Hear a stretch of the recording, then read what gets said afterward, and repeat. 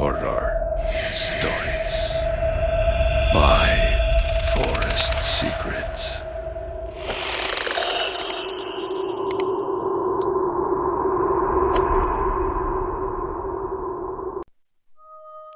Hindi ko malilimutan ang nangyari sa tita kong si Elena. Hanggang ngayon, tuwing dumadaan ako sa lumang bahay nila sa baryo, parang bumibigat ang pakiramdam ko. Marami ang nagsasabing gawa-gawa lang ang kulam. Pero matapos ang lahat ng nakita ko, hindi ko na kayang sabihin iyon. Nagsimula ang lahat matapos mamatay ang lolo at lola namin. May iniwan silang halos 2 ektaryang lupain sa gilid ng bukid. Ayon sa usapan ng pamilya, hahatiin iyon sa magkakapatid. Ngunit si Tita Elena ang may hawak ng lahat ng papeles. Ayaw niyang magbigay ng bahagi. Paulit-ulit niyang sinasabing, ako ang nag-alaga sa kanila hanggang huli. Kaya ako ang may karapatan. Tahimik lang noong una ang mga magkakapatid niyang lalaki. Pero ang mga hipag niya hindi pumayag. Madalas silang magtalo, umaabot sa sigawan at may pagkakataong nagsasabunutan pa sa harap mismo ng lumang bahay. Hanggang isang araw, narinig kong sinabi ng isa sa mga hipag niya, kung ayaw mong makipaghati, may ibang paraan para matuto ka. Akala namin galit lang iyon. Hindi namin naisip na may malalim pala siyang ibig sabihin. Lumipas ang ilang araw. Biglang nagbago si Tita Elena. Malakas at masiyahin siya noon. Subalit ngayon, parang laging pagod. Hindi makatulog, walang ganang kumain, at unti-unti siyang pumapayat. Dinala siya sa ospital. Walang makita ang doktor, pero araw-araw, lalong lumalala ang kondisyon niya. Isang gabi nga, bandang 3:00 ng madaling araw, ay nagising siya sa malakas na katok. Pagbukas niya ng bintana, ay walang tao. Ngunit sa putikan ay may bakas ng paa, pabaliktad, papunta sa bahay, hindi palabas. Simula noon, tuwing sasapit ang 3:00, naririnig na rin namin ang katok.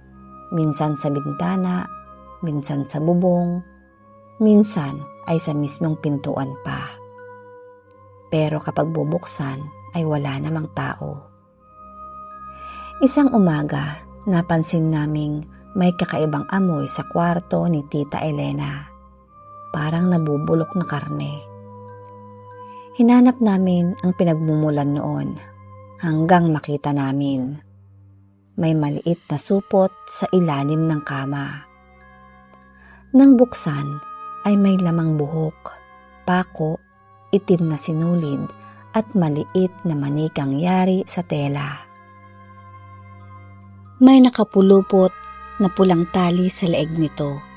Lahat kami ay kinilabutan. Sinunog agad iyon ng tiyuhin ko. Akala namin ay tapos na. Pero doon pa lang pala nagsisimula ang bangungot. Kinagabihan ay biglang sumigaw si Tita Elena. Pagpasok namin, nakaupo siya sa kama, nakatitig sa kisame at nanlalaki ang mga mata niya. Hindi kumukurap at paulit-ulit niyang sinasabing nandyan na naman siya. Ayaw niya akong kunin ang lupa. Pinapabalik niya. Pagtingin namin sa kisame ay wala naman kaming makita. Ngunit biglang lumamig ang buong kwarto. Parang may malaking freezer. Kahit nakapatay naman ang electric fan, makalipas ang ilang araw, hindi na siya halos makalakad. Parang may humihila sa mga paa niya. Minsan pa ay may pasa siyang lumilitaw at mistulang mga kamay na pumipisil sa kanyang katawan. Wala siyang maalala kung paano iyon nangyari. Isang matandang albularyo nga ang pinatawag ng kapitbahay.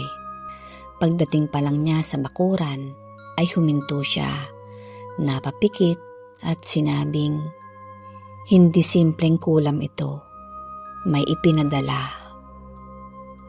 Pinapasok siya sa bahay.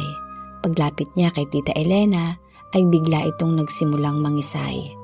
Nag-iba ang boses, hindi na boses ng tita ko. Magaspang, malalim at tila galit. Nagsalita ito. "Hindi siya sa akin. Ang lupa ang gusto namin."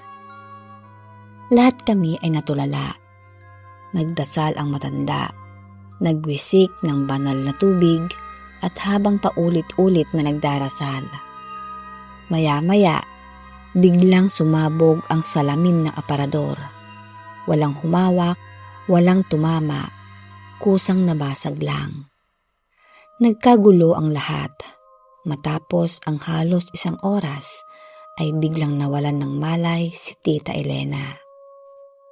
Pagmulat niya, hindi niya maalala ang nangyari. Akala namin ay magiging maayos ng lahat. Ngunit kinabukasan ay may nakita kaming itim na manok, patay. Nasa mismong harapan ng pintuan. May nakakabaong na 7 pako sa katawan nito. Napansin din naming unti-unting natutuyo ang mga halaman sa bakuran. Kahit araw-araw itong dinidiligan. Isang gabi, nagdesisyon ang pamilya. Ibibigay na ang tamang bahagi ng lupa sa bawat magkakapatid. Ginawa agad ang dokumento. Walang sigawan, walang pagtatalo, tahimik lang. At nang tuluyang mapirmahan ang kasunduan, ay may kakaibang nangyari. Sa unang pagkakataon, matapos ang ilang buwan, mahimbing nang natutulog si Tita Elena. Walang katok, walang sigaw, at walang anino. Unti-unti siyang gumaling. Bumalik ang kanyang lakas. Ngunit hanggang ngayon, ayaw pa niyang pag-usapan ang nangyari. Kapag nababanggit ang lumang lupa, namumutla siya at minsan tahimik lang siyang tumitingin sa malayo. Pero may isang bagay na hindi ko makalimutan. Ilang taon matapos ang insidente, napadaan ako sa lumang bahagi ng lupang iyon. May matandang babae akong nakitang nakaupo sa ilalim ng puno. Nakatakip ang mukha at nang tanungin ko kung sino siya, dahan-dahan siyang tumayo, ngumiti at bumulong. "Buti na lang, natuto ang pamilya ninyo." Pagkurap ko ay wala na siya. Tanging malamig lang na hangin at amoy ng nasusunog na insenso ang naiwan.